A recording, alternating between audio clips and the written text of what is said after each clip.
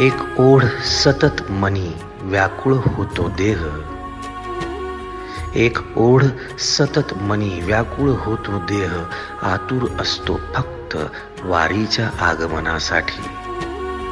जसा आला होता वैकुंठीचा राया तुकोबाच्या भेटीसाठी.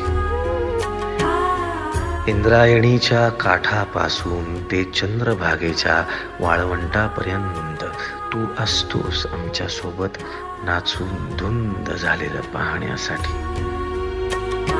स्वतःच्या कामाला पांडुरंग मानणारे काही थकलेले भेगाळलेले देह असतील तिथून तुझ्या वारीचा सोहळा अनुभवतात.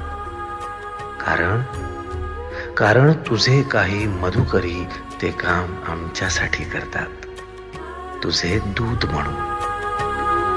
त्यांचा अट्टहास पूर्ण झाला. दिंडी माझ्या गाभारी, माझी पंढरी.